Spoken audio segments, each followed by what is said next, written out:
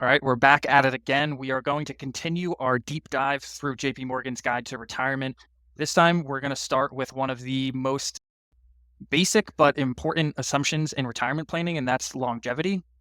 So the idea here is most financial plans that we put together have to, for a married couple, you have to plan for them to live into their 90s, at least one of the spouses to live well into their 90s. So some stats from the Guide to Retirement here is that life expectancy for both spouses are age 65 today.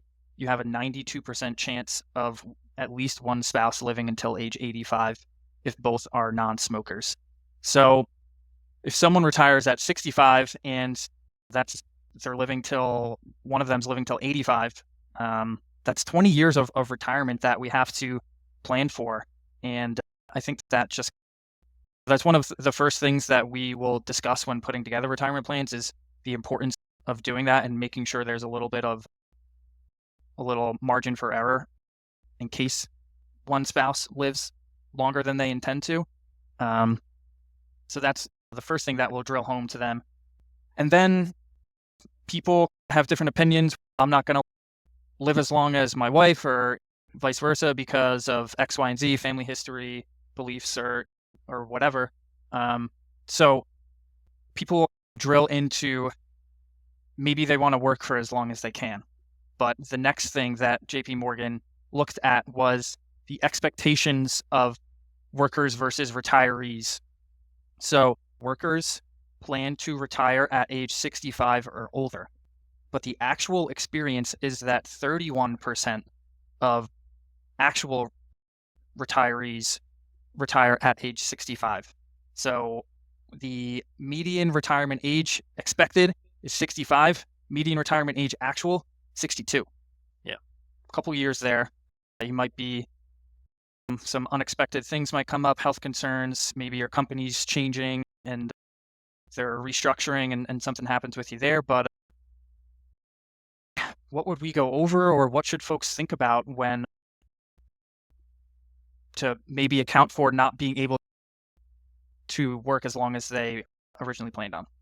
So I'm going, hopefully you can see this chart that we're putting up on the screen, the first chart that Casey was talking about, and the second one, reasons for retiring earlier than planned. Look at the first option and then the third option. So the first option, or the first reason why people retired earlier, a health problem or a disability, that's 35% of the people who had to leave work early. And then the third option is they had to take care of a family member. So there's 50% of your answer right there is people leaving because of health reasons for themselves, or they have to take care of someone else in their family. Big. And it's usually unexpected. And it usually happens suddenly too.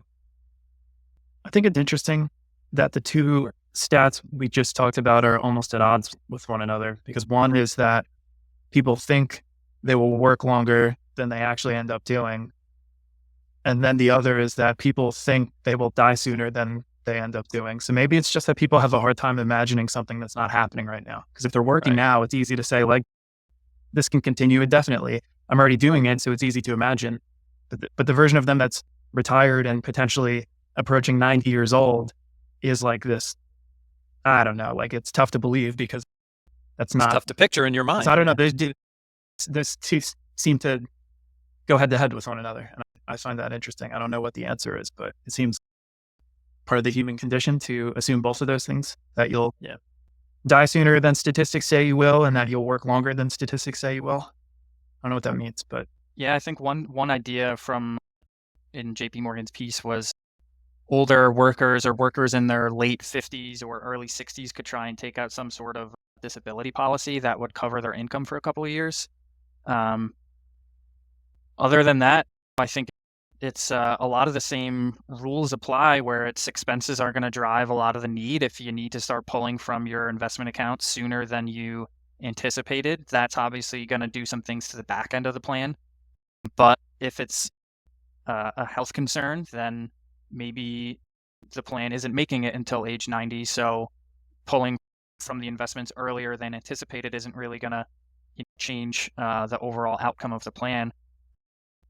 But I think it goes to show that Bren, like you said, we're bad at anticipating the unexpected. And I think the more margin of error you can have in your monthly cash flow, you live below your means. I think, like I said, the same principles apply in this situation that they do to pretty much any other situation.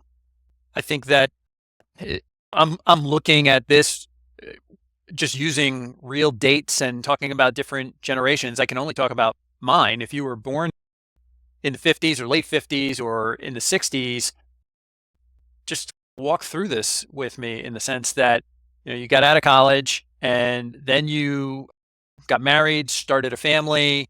So you were for many years saving money to buy a house. Then you're raising your family. Then you're putting your kids through college. And now you're in your late 50s, early 60s. And you're like, okay, I got a few years now. I can really step on the gas and sock some money away for our own retirement. And then you get sick or a family member gets sick and you have to shift gears and stop what you're doing. That's a real problem in the sense that you've been taking care of everyone else and now you need to take care of yourself and you're getting yanked away from your job. It's tough. You need to be prepared for this. You can't let it surprise you. Yeah. What you just described is that there's always things going on. It's like in an ideal world, you're saving and there are no other priorities, but there are always going to be other priorities. So I don't think you can use any of them as excuses. Life's tough. Like these things are always going to be happening. So I think you just got to make it a priority to take care of yourself, whatever that means from our perspective, finances, but in other ways too, because if not you, then who? Right. Yeah. It's not something you can put off for tomorrow. You need to be taking care of yourself in terms of your health and saving money because you never know when you get to the end of the road.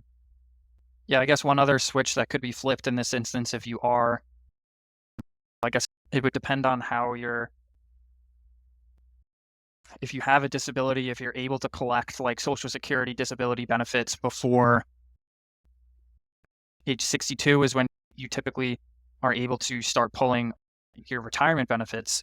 But if you meet the threshold for disability, you could start receiving those, or just the basic kind of, if you were waiting until age 70, that was your ideal outcome, you could always flip the switch and start collecting Social Security earlier than you anticipated to get some additional cash flow in there. I mean, you could, but then that's at odds with the longevity statistics. So I guess it depends on your circumstances. If you're not working any longer or retirement happens sooner than you were expecting because your health is poor, then maybe you have a different set of circumstances than the base rates would suggest. But I wouldn't excuse myself from base rates without a good reason and the specifics to say that it makes sense. And it's not just my feelings that tell me I'm not going to be part of the statistics that give us stats like longevity. If you're using a table like the Social Security life expectancy table, like that's everybody. So unless you have a really specific case that you can speak to way better than the average, then I think you're probably better off relying on the averages. And it's a trade-off. Obviously, you can only deal with what you have. So perhaps taking Social Security sooner than you wanted to is an answer, but that's probably going to mean trade-offs in terms of you being less hedged against living into your 80s and potentially even your 90s. And if that's a trade-off you're willing to make, then that's great. But it's tough to have both of those things. Like usually one is at odds with the other. So you have to choose one. Yeah. We always say that you have to do the work when you're thinking through different retirement scenarios and if you work with a planner, we can help you think through and quantify the different scenarios.